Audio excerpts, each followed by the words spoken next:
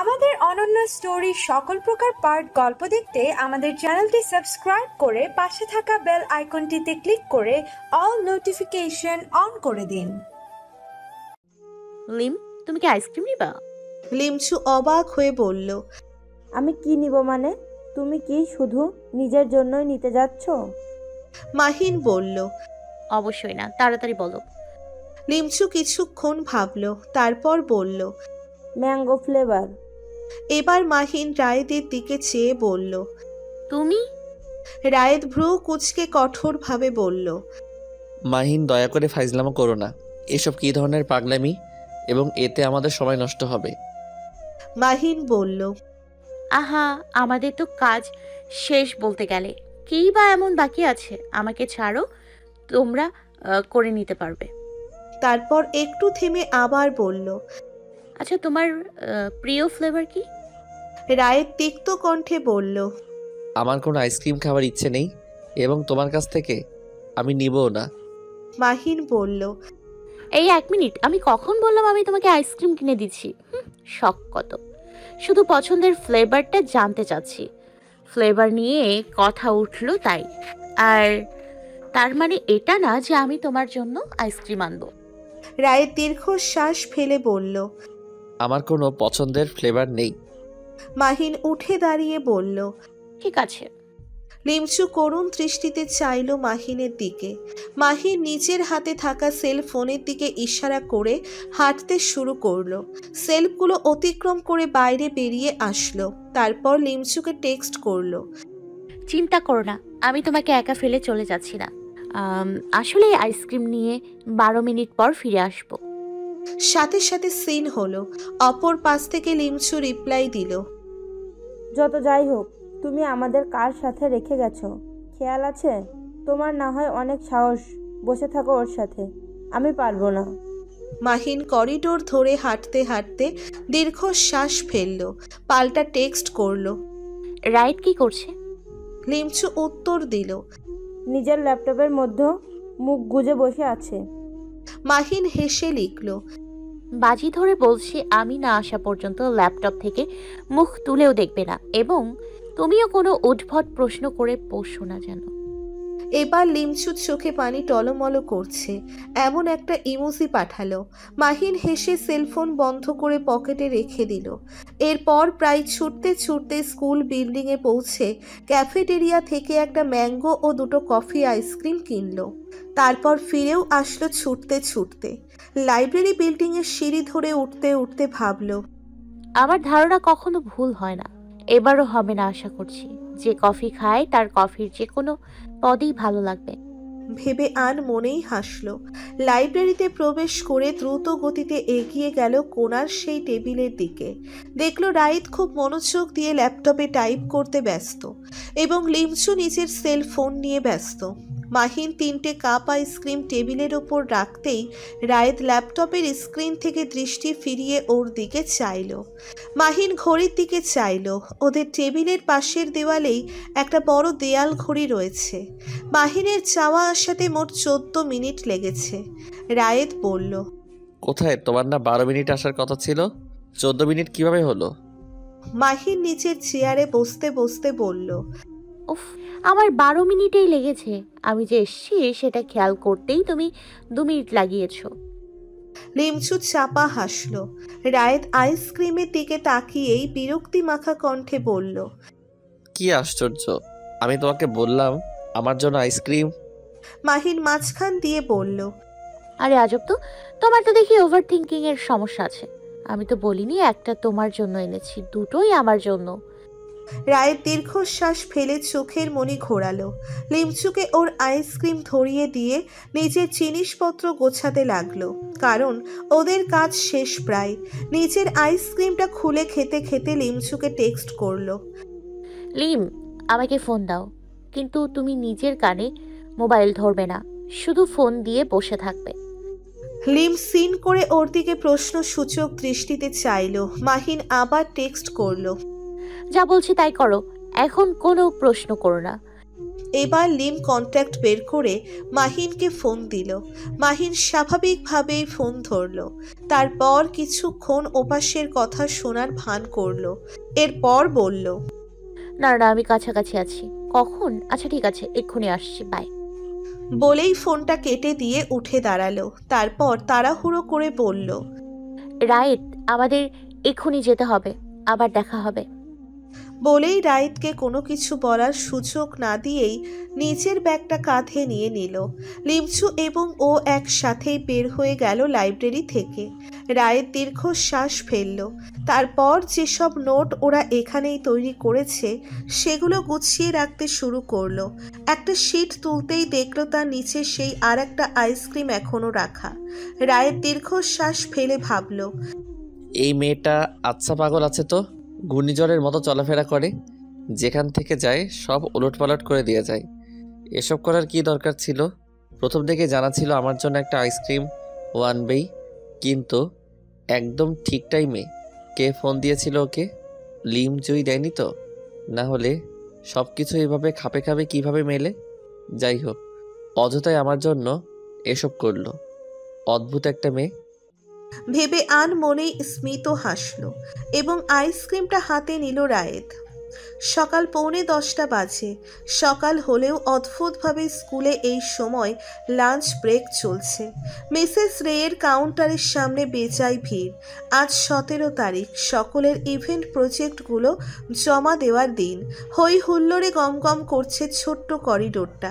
মাহিন ওদের তৈরি আর্টিকেলটা নিয়ে অপেক্ষায় দাঁড়িয়ে আছে। লাইব্রেরি থেকে একটু আগে এটা নিয়ে এসেছে। রায়েত সেখানে ছিল না, তবে আর্টিকেলটা সযত্নে টেবিলের ওপর রাখা ছিল। লিমচু আসতে চায়নি, কাজেই ও একাই চলে এসেছে। কাউন্টারের সামনে ছেলে মেয়েদের ভিড়ে তিল ধারণের স্থান নেই। অপেক্ষার প্রহর গুনতে গুনতে এক সময় বিরক্ত হয়ে মাহিন বাইরে বেরিয়ে গিয়েছিল।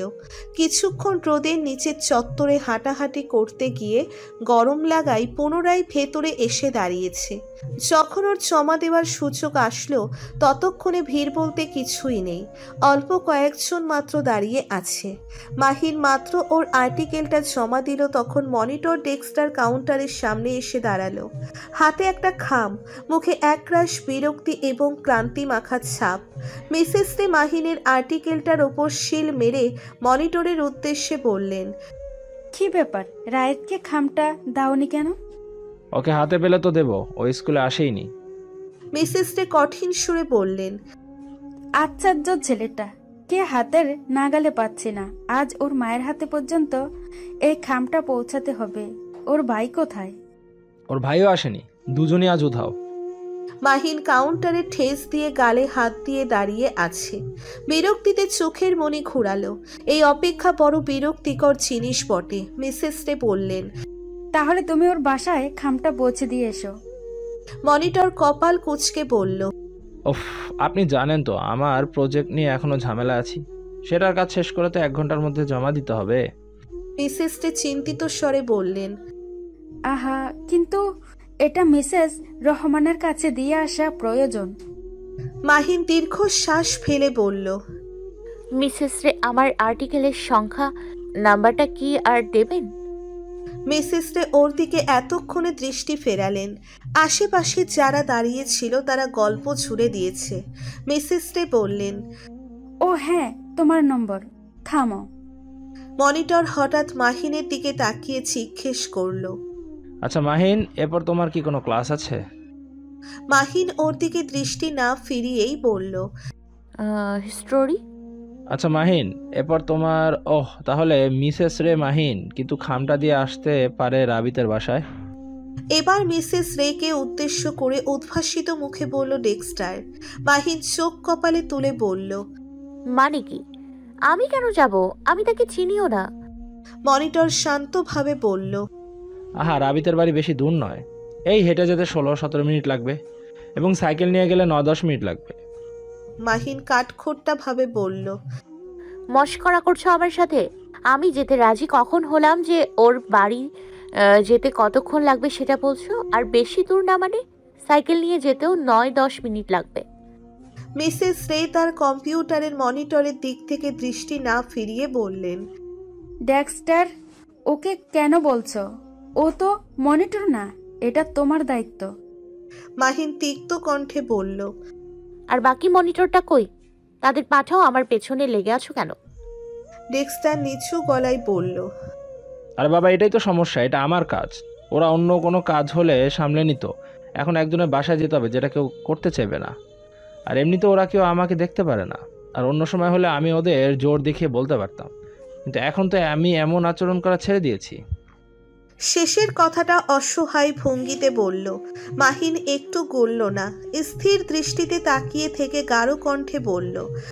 তাতে আমি কি করব? ওরা তোমাকে দেখতে পারে না, সেটা তোমার দোষ। এখন নিজের ঝামেলা কিভাবে সামলাবা সেটা শুধুই তোমার মাথা ব্যথা। ডেক্সটার অনুনয়ের স্বরে বলল। দেখো মাহিন, হিস্ট্রি ক্লাস তেমন একটা গুরুত্বপূর্ণ নয়, ওটা একদিন বাদ দিলেও কিছু হবে না। এবং তুমি আমাকে সাহায্য করলে আমি তোমার কাছে সবসময় কৃতজ্ঞ থাকবো। মাহির মুখ বাঁকা করে বলল। হিস্টোরি ক্লাস গুরুত্বপূর্ণ নয় তাই না? তাহলে এর ক্লাস তো না নিলেই পারতো। এবং আমার কি দায় পড়েছে আমি তোমাকে সাহায্য করব? কারণ গতবার আমি তোমাকে সাহায্য করেছিলাম। মাহিন বিদ্রূপ করে হাসল, বলল। তাই না? তুমি আমাকে নিজে থেকে সাহায্য করলে অবশ্যই আমি এখন তোমাকে সাহায্য করতাম। কিন্তু আহা, তোমাকে তো আমার ব্ল্যাকমেল করা লেগেছিল তাই না? এবং সেই প্রমাণাদি কি আমি মুছে ফেলেছি ভেবেছ? অবশ্যই না। মনিটর দীর্ঘশ্বাস ফেলে হতাশ কণ্ঠে বলল। আমি জানি, তবে বিশ্বাস করো মাহিন, আমি সেই সব বাজে কাজকর্ম ছেড়ে দিয়েছি। তুমি কি এর মধ্যে একবারও কাউকে আমার বিরুদ্ধে অভিযোগ করতে শুনেছ? মাহিন তীক্ষ্ণ দৃষ্টিতে চাইল, ভাবল। এত এত সহজে ভালো হবার পাত্র লাগে না। ভালো ভালো আচরণ করছে কারণ এখনো আমার হাতে ভিডিওটা আছে। ভিডিওটা শুধু না থাকলেই যে লাউ সেই কদু। আমার কাছে থেকে প্রতিশোধ নেওয়ার ফোন দিনা, না হলে এত শিক্ষিত থাকতে আমাকেই কেন ধরলো? আর যাই হোক, আমার মন গলাতে পারবে না। তখনই মিসেস রে একটা ছোট কাগজ কাউন্টারে রেখে বললেন। মাহিন, তোমার নম্বর। মাহিন কাগজটা নিচের পকেটে রেখে মনিটরের উদ্দেশ্যে বলল। তো আমি কি করব? আর এই রাবিতকে তোমার এখনই কেন খামটা দেয়া লাগবে? স্কুল ছুটির পরেও তো দিতে পারো। না, খামটা এখনই ওর বাসায় পৌঁছাতে হবে। স্কুল যখন ছুটি হয় সেই সময় ওর মা বাসায় থাকে না। গত 3 দিন ধরে দেওয়ার চেষ্টা করছি, কিন্তু এই বদটাকে হাতে নাগালে পাচ্ছিই না। শেষের কথাটা চিবিয়ে চিবিয়ে বলল। মাহিন জিজ্ঞেস করল। এটা কিসের খাম? অভিযোগের। ওই ফাজিল ছেলেটা সারা স্কুলের সকলকে জ্বালিয়ে বেড়ায় বলে ভাইস প্রিন্সিপাল ওর মায়ের উদ্দেশ্যে চিঠি লিখেছেন। ও যদি ফাজিল হয় তাহলে তুমি কি? মিসেস হকিংসকেও তো অভিযোগ করে চিঠি লেখা উচিত। ওহ মাহিন, আমি তো আর অমন নই, নিজেকে শুধরে ফেলেছি। দয়া করে আমাকে সাহায্য করো, না হলে আমি আমার প্রজেক্টের শেষই করতে পারবো না। মাহিনের কপালে এবার চিন্তার ভাঁজ পড়ল। কিছুক্ষণ নিশ্চুপ থাকলো, মনে মনে ভাবল। ভাইয়ের শেখানো 4 রুলস ফলো করতে হবে। 4টা নেগেটিভ না কারণ দাঁড় করাতে হবে। 1 নম্বর, আমি চিনি না জানি না মানুষের বাসায় যাব না। দ্বিতীয় কি হবে?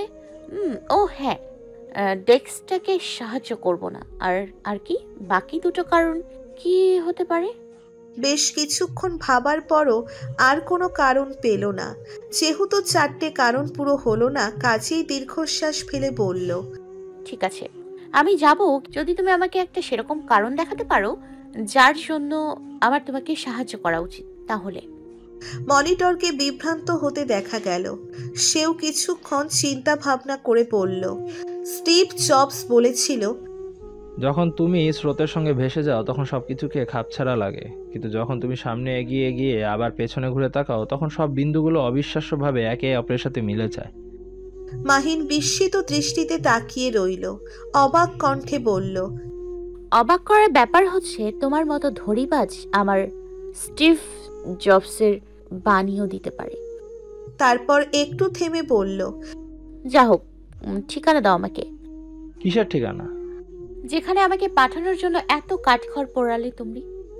এবার মনিটর ওর কথা বুঝতে পেরে উচ্ছ্বসিত গলায় বলল, ঠিক আছে, লিখে দিচ্ছি।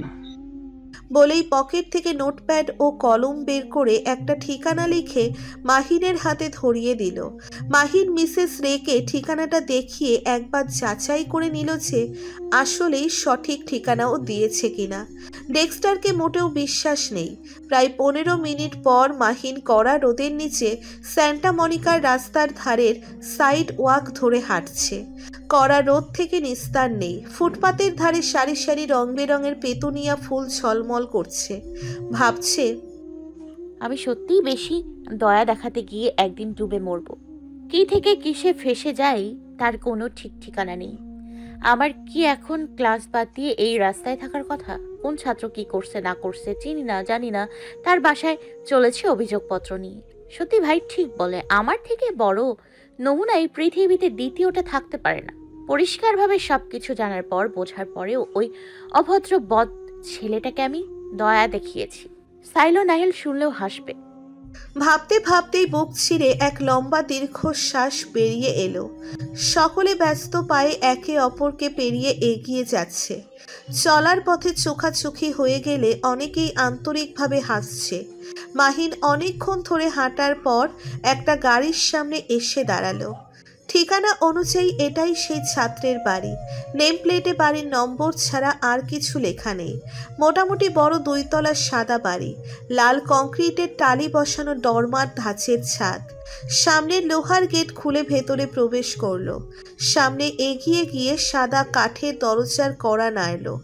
অল্প কিছুক্ষণ অপেক্ষার পরে দরজা খুলে গেল। দরজার ওপারে দাঁড়িয়ে আছেন একজন গোলাপি ফর্সা চেহারার মহিলা। তবে তার চেহারায় শ্বেতাঙ্গদের মতো রুক্ষ ভাবটা নেই। কেমন মায়া মায়া একটা ভাব। গোল চেহারা, টানা চোখ এবং চোখা নাক। মাহিন সালাম দিল।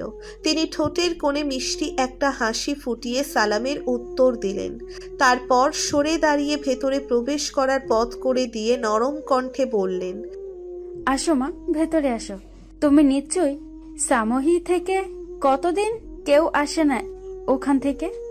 মাহিন হালকা হাসল, তবে ভেতরে প্রবেশ করতে দ্বিধাবোধ করছে। হয়তোবা মহিলা বুঝতে পেরেই বললেন, ভেতরে এসো, কোনো সমস্যা নেই। এবার মাহিন ধীর পায়ে ভেতরে প্রবেশ করে জুতা খুলে রাখল। মহিলা দরজা লাগিয়ে দিলেন। মাহিন বলল, আপনি মিসেস দিলারা রহমান?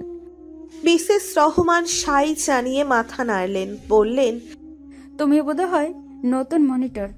রাবিতের ব্যাপারে কিছু?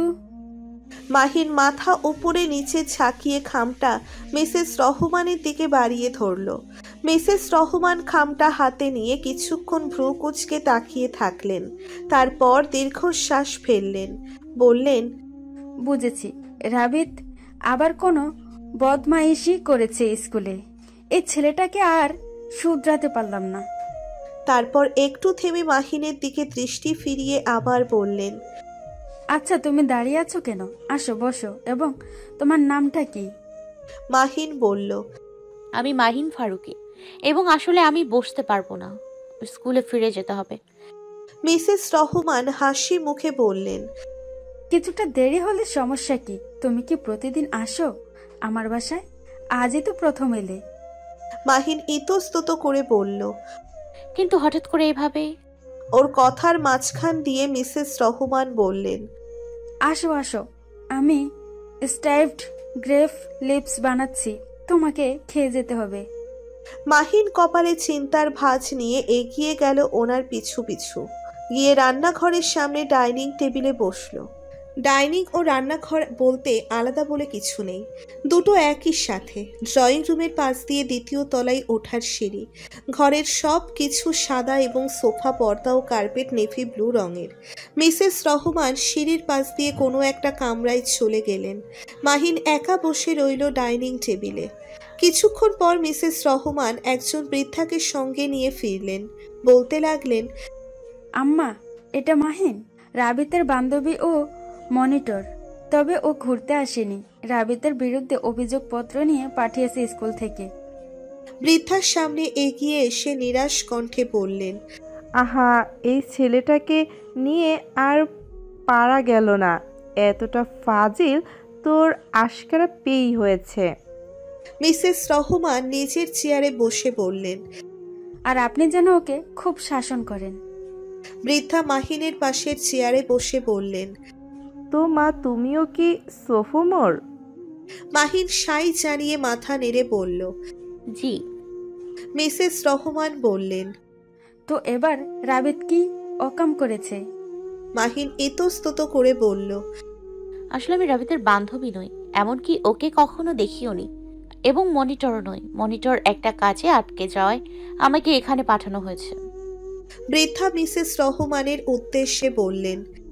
দেখেছিস, তাই তো আমি ভাবছিলাম রাবিত তো ওর কোনো বন্ধু বান্ধবকে বাড়ির ত্রিসীমানায়ও আনে না, সেখানে ও বাড়ি পর্যন্ত চলে এলো কি করে? মিসেস রহমান ভাবালু কণ্ঠে বললেন। সেটা অবশ্য আমার মনেও প্রশ্ন জেগেছে। মাহিন হঠাৎ করে বলল। আপনারা দোলমা বানাচ্ছেন? আপনারা কি টার্কিশ? মিসেস রহমান মুচকি হেসে বললেন। না, আমার স্বামী টার্কিশ, আমি পাকিস্তানি বংশোদ্ভূত। মাহিন মাথা নাড়ল। বৃদ্ধা বললেন। তুই দোলমা খেয়েছিস কখনো? মাহিন বলল।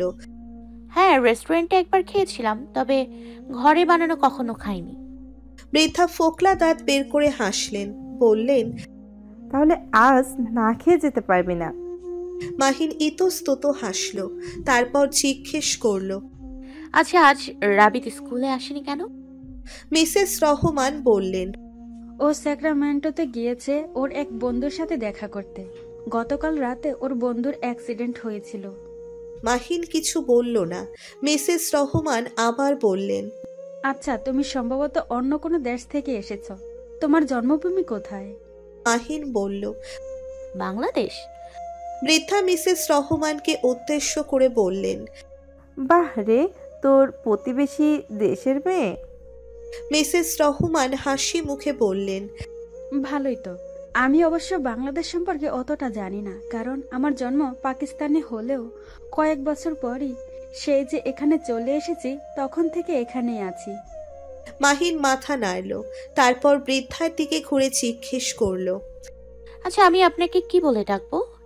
বৃদ্ধা হেসে বললেন। কি আবার বাপ্পার নেম? মাহিন উৎসুকভাবে বলল। টার্কিশ ভাষা। মিসেস রহমান বললেন। হ্যাঁ, টার্কিশ ভাষার এটার অর্থ দাদি। মাহিন মুচকি হেসে বলল। ঠিক আছে, বাবার নেম? বৃদ্ধা এবং মিসেস রহমান দুজনেই হাসলেন। তারপর আধা ঘন্টা প্রায় সেখানেই বসেছিল মাহিন। দোলমা না খাইয়ে মিসেস রহমান ছাড়েননি ওকে। 11:45টার সময় ও বাড়ি থেকে বের হলো। সে বের হওয়ার পূর্বে মিসেস রহমান ও বৃদ্ধা এমনভাবে মাহিনকে বিদায় দিলেন যেন আর দেখা হবে না। সাথে দোলমাও প্যাকেট করে ধরিয়ে দিয়েছেন। মাহিন সেই প্যাকেট হাতে রাস্তার পাশের সাইড ওয়াক দিয়ে হাঁটছে। মনে হলো যেন চোখের পলকে অনেক কিছু ঘটে গেল। আজ সকালেও এমন কিছু হতে পারে তাও স্বপ্নেও ভাবেনি। এমন সময় we are never ever getting back together গানটা বেজে উঠল। মাহিন ওর সেলফোনটা পকেট থেকে বের করে হাতে নিল। নাইল কল দিচ্ছে। ফোনটা ধরে কানে দিতেই ওপাশ থেকে নাইল উৎকণ্ঠিত গলায় বলল। মাহিন, তুমি মাঝ স্কুলের সময় কোথায় গিয়ে বসে আছো? স্কুলের কোথাও তোমাকে পাওয়া যাচ্ছে না। মাহিন বলল। আমি স্কুলে থাকলে তবে তো আমাকে খুঁজে পাবা। আমি এক ছাত্রের বাড়িতে গিয়েছিলাম। নাইল বিস্মিত স্বরে বলল। কি একটা ছাত্রের বাড়ি? হঠাৎ কেন? মাহিন বলল। আরে সেই ছাত্র দুনিয়ার ফাজিল কোনো এক অকামের জন্য তার মাকে অভিযোগপত্র দিতে গিয়েছিলাম। Seriously Mahin, are you insane? মনিটরের এসব কাজ তুমি কেন করতে যাবা? নাইল থামতেই ওপাশ থেকে হুটোপুটির খটখট শব্দ হলো। তারপর শাইলোর কণ্ঠস্বর শোনা গেল। সম্ভবত নাইলের হাত থেকে ফোন কেড়ে নিয়েছে ও। শাইলো উত্তেজিত কণ্ঠে বলল। Mahin, what the hell are you doing? তোমার কাছে না সেই ভিডিওটা এখনো আছে? তাহলে কিভাবে মনিটর তার কাজ তোমার উপর চাপালো? মাহিন দীর্ঘশ্বাস ফেলে বলল। It's complicated. আমি এখন স্কুলেই ফিরে আসছি, এসে সব বলবো। আর হ্যাঁ, ভিডিওটা এখন আমার কাছে আছে, আমি নিজে থেকে এসেছি। শাইলো ওপাশ থেকে বলল। উফ, তোমার এই উদারতা যাকে ইচ্ছা তাকে দেখাও, তাই বলে মনিটর? সে কি উদারতার মানে বোঝে? মাহিন তীব্রভাবে বলল। উফ সাইলো, আমি ছোট বাচ্চা নই। যা করেছি বুঝে শুনেই করেছি, আর আমি বললাম তো এসে সবকিছু খুলে বলবো। বলেই লাইন কেটে দিল। তারপর ওর বুক ফেরে দীর্ঘশ্বাস বেরিয়ে এলো। সেলফোনটা পকেটে ঢুকিয়ে রেখে আবার ধীরে ধীরে হাঁটতে লাগলো। এখন ওকে কিছুটা বিষণ্ণতা চেকে ধরল। সেই বিষণ্ণতা কাটানোর প্রয়োজনীয়তা অনুভব করলো। কাজেই মলে ঢুকে একটা মার্শমেলোর প্যাকেট কিনলো। হাঁটতে লাগলো কোনো ছোট বাচ্চার খোঁজে, কিন্তু রাস্তায় কোনো ছোট বাচ্চাকে একা পাওয়া গেল না। স্কুলের কাছাকাছি আসতেই একটা ছোট্ট মেয়েকে দেখলো স্কেটবোর্ড নিয়ে ধীরে ধীরে ফুটপাত ধরে হাঁটছে। কাছে গিয়ে ঝুঁকে দাঁড়ালো। ছোট মেয়েটা নীল চোখে উৎসুক দৃষ্টিতে চাইলো ওর দিকে। মাহিন মার্শমেলোর প্যাকেটটা সামনে বাড়িয়ে ধরে বলল, আমি তোমাকে এটা গিফট করলে কিছু মনে করবা না তো? ছোট মেয়েটা কিছুক্ষণ বিভ্রান্ত দৃষ্টিতে চেয়ে রইল। হয়তো কোনো সিদ্ধান্তে আসতে পারছে না বুঝতে পেরে মাহিন ওর হাতে প্যাকেটটা ধরিয়ে দিয়ে ঝুঁকে বসলো ওর পাশে। তারপর বলল, তোমার নাম কি? লিলি। ও, নামটা কি সুন্দর, স্নিগ্ধ, তোমার মতো। আচ্ছা, আমার না খুব বিরক্ত লাগছে, মন একদম ভালো নেই, কি করবো বলো তো? মেয়েটা কিছুক্ষণ তাকিয়ে রইল মাহিনের দিকে। তারপর ওর গালে টুপ করে একটা চুমু দিয়ে মুখে এক টুকরো হাসি ফুটিয়ে বলল, এখন মন ভালো লাগছে। মাহিন হেসে বলল, অনেক। চি চি। শব্দে ডাকছে হ্যামস্টার। মাহিন বলল, হ্যাঁ হ্যাঁ হ্যাঁ, এই তো চলে এসছি। তুই মনে হচ্ছে অনেক এক্সাইটেড। বলেই মুচকি হাসলো ও। মাহিন ওর চুনোপুটিকে নিয়ে সাইকেলে চেপে স্কুলে যাচ্ছে। সাইকেলের ঝুড়িতে চেপেছে চুনোপুটি। প্রাইমারি গ্রেডে প্রাণীর যত্ন নেওয়া শেখানো হয় প্রতি মাসে কয়েকদিন ধরে। সেজন্যই আজকে মাহিন নিজের চুনোপুটিকে সাময়িক সময়ের জন্য স্কুলে দিয়ে দিবে। রাস্তা ভর্তি গাড়ির লম্বা বহর। পরিষ্কার আকাশের পটভূমিতে পেলব সাদা মেঘরাশি ধীর গতিতে বাতাসের সঙ্গে ভেসে চলেছে। রাস্তায় রোদের ছাপটায় চকচক করছে স্কুলের হলুদ বাসগুলো। স্কুলে পৌঁছে সাইকেলটা পার্কিংয়ে রেখে আসলো। গেট দিয়ে প্রবেশ করতেই দেখলো নাইল ও লিও একসাথে লম্বা রাস্তা ধরে হেঁটে যাচ্ছে। মাহিন দ্রুত গতিতে সামনে এগিয়ে গেল। রাস্তার দুধারে অরিগন এস গাছের ছাকরা ডালপালা ভেদ করে ঝুড়ি ঝুড়ি রোদ পড়ে চিকচিক করছে রূপালী রাস্তা। লিও ও নাইল থেমে গিয়েছে। লিও উল্লসিত চিত্তে বলল, আরে হেডমাস্টার, ওকে হাতে নি মাহিন। মাহিন ওর ওয়েস্ট ব্যাগ থেকে চুনোপুটিকে বের করে হাতে নিল। লিও ওকে হাতে তুলে নিল। নাইল বলল, হাউ কিউট। কি নাম ওর? চুনোপুটি। নাইল ভ্রু কুচকে চাইল, বলল, কি বললে বুঝিনি, আবার বলো। মাহিন এবার ধীরে ধীরে বলল, চুনোপুটি। নাইল এখনো ভ্রু কুচকে তাকিয়ে আছে। লিও সহাস্যে বলল, চুনোপুটি সিম্পল, এটা বুঝতে এত সময় লাগতেছে? মাহিন দীর্ঘশ্বাস ফেলে বলল, না, চুনোপুটি। নাইল বলল, চিয়ান পটি। মাহিন বলল, আহা, যেমন তোমাদের সুবিধা হয় তেমনই ডাকো। এমনিতেই এমন অদ্ভুত নাম, তোমরা সঠিকভাবে উচ্চারণ করতে পারবে না। শেষে নামটাকে আরো গোজামিল দিয়ে জটিল বানিয়ে ফেলার চেয়ে এটাই ভালো। বিড়বিড় করে বলল মাহিন। লিওর হাত থেকে নাইল চুনোপুটিকে নিতে যাচ্ছে, তখন হঠাৎ সে লাফ দিয়ে হাত থেকে নেমে গেল এবং গেটের দিকে ছুটে গেল। মাহিন সঙ্গে সঙ্গে হ্যামস্টারটির পিছু নিল। গেটের বাইরে বের হতেই চুনোপুটিকে আরও ৬-৭ গজ এগিয়ে যেতে হবে। সেই সময় গেট দিয়ে একটা সাইকেল প্রবেশ করছিল। মাহিন উচ্চস্বরে বলল, এই থামো। কিন্তু সাইকেলের মালিক বিভ্রান্ত দৃষ্টিতে চাইল, তবে সাইকেল থামালো না। নাইলও উদ্বিগ্ন গলায় উচ্চস্বরে বলল, এই সাইকেল থামাও, না হলে চিয়ান পটে তোমার সাইকেল নিচে চাপা পড়বে। হ্যামস্টারকে মাহিন কিছুতেই হাতের নাগালে পাচ্ছে না। উল্টো পাল্টা ছুটে যাচ্ছে এবং সেটা হঠাৎ করে ঠিক সাইকেলের চাকার নিচে পড়ল। সজোরে ব্রেক কষল মেয়েটা। হ্যামস্টার এতক্ষণে আর জীবিত নেই। মাহিন স্তব্ধ হয়ে মেয়েটার সাইকেলের সামনে দাঁড়িয়ে আছে। সাইকেলে বসে থাকা মেয়েটা হতবিহ্বল হয়ে গেছে। আশেপাশে যারা যাওয়া আসা করছিল তারাও থেমে গিয়ে উৎসুক দৃষ্টিতে এদিকে চেয়ে আছে। মাহিনের কষ্টের চোখের কোণায় উষ্ণ নোনা জল জমা হলো। সুন্দর রৌদ্র উজ্জ্বল পরিবেশটা হঠাৎ করেই বিষাদে ছেয়ে গেল। সাইকেলের মেয়েটার জন্য রাগে গা রিরি করে উঠল। ঝাঁঝালো কণ্ঠে বলল, বাহ, এতবার করে বললাম সাইকেলটা থামাও, কিন্তু তুমি তো কানের তালা দিয়ে বসে আছো, শুনবা কি করে? নাইল ও লিও দুইজনই ওর পাশে এসে দাঁড়িয়েছে। মেয়েটা সাইকেল থেকে নামলো। লাল চুল, গাঢ় বাদামি চোখ, ত্রিভুজ আকৃতির সুন্দর মুখখানা, ফর্সা গড়ন এবং গালে সামান্য হালকা ফ্রেকল রয়েছে। তার মিষ্টি সৌন্দর্যটা ধারালো। মেয়েটা অসহায় দৃষ্টিতে চেয়ে থেকে নরম কণ্ঠে বলল, আসলে আমি তোমার হ্যাম মাস্টারকে চাপ দিতে চাইনি। আমি তো ওখানে দেখতেই পাইনি। যখন শুনলাম মাস্টারের কথা ততক্ষণে দেরি হয়ে গিয়েছে। মাহিন কঠিন স্বরে বলল, চুপ করো, তোমার ফালতু কথা আমি শুনতে চাই না। আর এসব বাহানা নিয়ে কোনো লাভ নেই। আমরা এতবার সাইকেল থামানোর কথা বলার পরেও থামানোর কি কারণ থাকতে পারে? লিও বলল, দেখো মাহিন, একটু শান্ত হও। অবশ্যই ওর দোষ আছে, কিন্তু তাই বলে তো ও এটা ইচ্ছে করে করেনি। নাইল মেয়েটার উদ্দেশ্যে বলল, দেখো, হয়তো তুমি হঠাৎ করে বুঝতে পারোনি কি হয়েছে, তবে আমরা বলা মাত্রই তোমার সাইকেলটা থামানো উচিত ছিল। মেয়েটার সামনে এগিয়ে এসে ক্লেশপূর্ণ কণ্ঠে বলল, মাহিন, আমাকে ক্ষমা করে দাও। যেটা ক্ষতি হয়ে গিয়েছে সেটা পূরণ তো করতে পারবো না, তোমার হ্যাম মাস্টারকে ফিরিয়ে তো আনতে পারবো না, কিন্তু তুমি যা বলবা আমি তাই করব। মাহিন মেয়েটার প্রতিটা কথা শুনে যেন আরো রেগে উঠছে। রাগে চোখের পানিও যেন শুকিয়ে গিয়েছে। নিতান্তই এক ছোট প্রাণী হলেও তার প্রতি বুক ভরা ভালোবাসা ছিল মাহিনের।